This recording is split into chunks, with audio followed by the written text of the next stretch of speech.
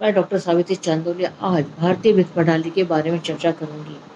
किसी भी देश की वित्तीय प्रणाली, वित्तीय बाजार, वित्तीय मध्यस्थता और वित्तीय साधनों या वित्तीय उत्पाद होते हैं। भारतीय वित्तीय प्रणाली के अंतर्गत भी वित्तीय बाजार, वित्तीय साधनों या वित्तीय मध्यस्थता के होते हैं। वित्तीय बाजार के अंतर्गत मुद्रा बाजार, पूंजी बाजार, विदेशी मुद्रा बाजार और क्रेडिट बाजार का समावेश होता है। हम इन सब के बारे में चर्चा कर उससे पहले मैं ये जानना जरूरी है कि वित्तीय बाजार है क्या चीज़।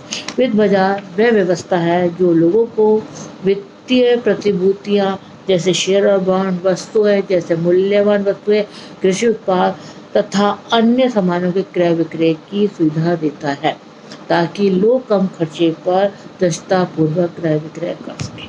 इसके अलावा वित्तीय बाजार बाजार पूंजी के आधिक्य वाले क्षेत्र से पूंजी की कमी वाले क्षेत्र की ओर पूंजी को ले जाता है।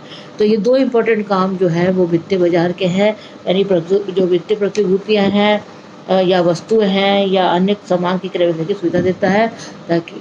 और नेक्स्ट है कि जिस क्षेत्र में पूंजी का आधिक्य है और जिस क्षेत्र पूंजी का कम है उस कम क्षेत्र वाले की ओर पूंजी को ले जाना, ये वित्त बाजार का कार्य है। वित्त बाजार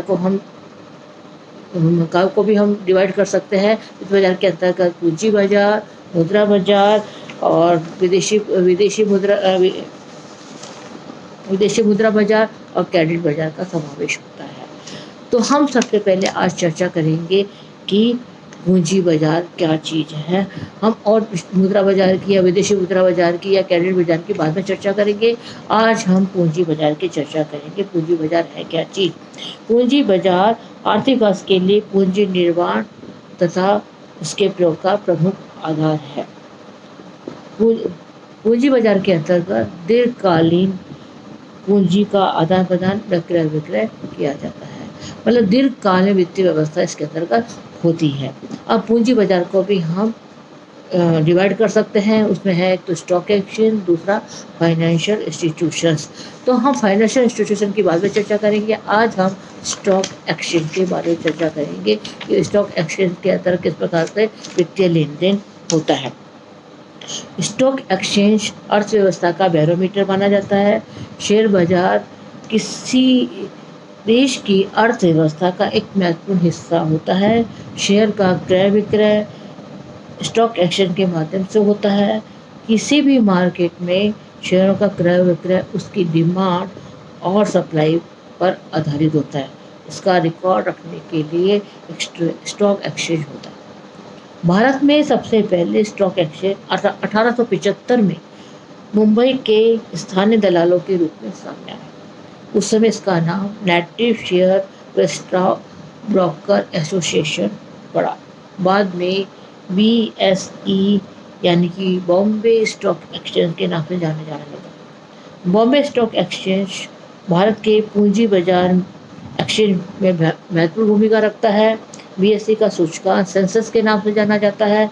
सेंसेक्स की अधिक जानकारी सेंसेक्स 30 पोस्ट से ले सकते हैं। BSE भारत का इक्विटी डेरिवेटिव्स और फ्री प्लान इंडेक्स शुरू करने वाला पहला एक्सचेंज है।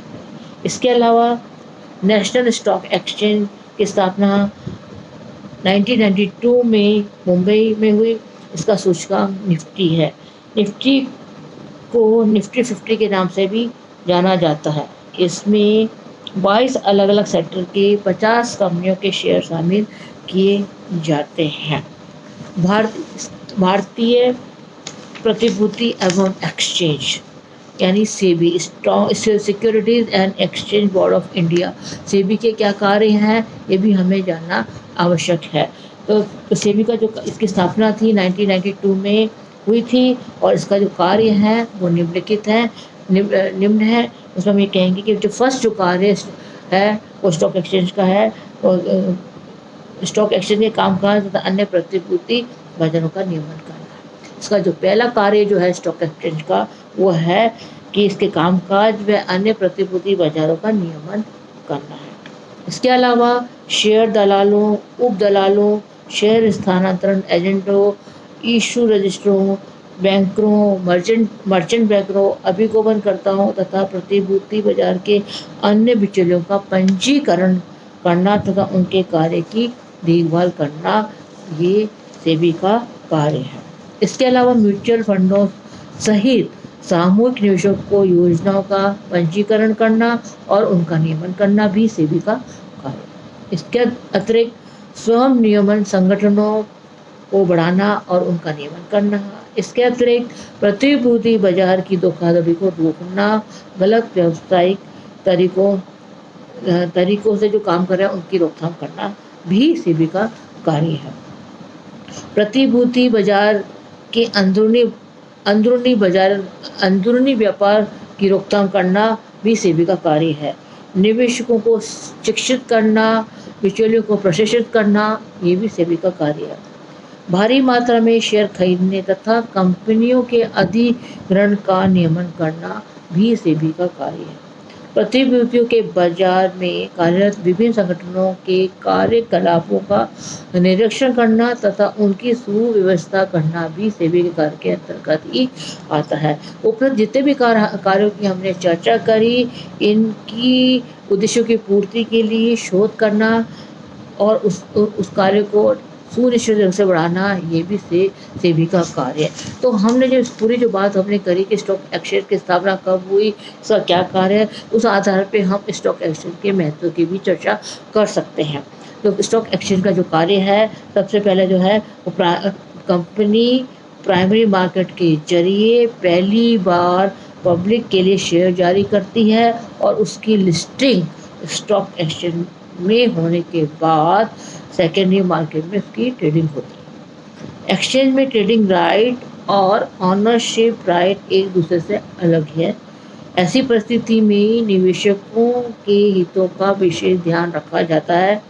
स्टॉक एक्सचेंज इक्विटी, डेबिट तथा फ्यूचर्स और ऑप्शंस के व्यापार के लिए ढांचा एवं पारदर्शी ट्रेडिंग सिस्टम सुनिश्चित करता है।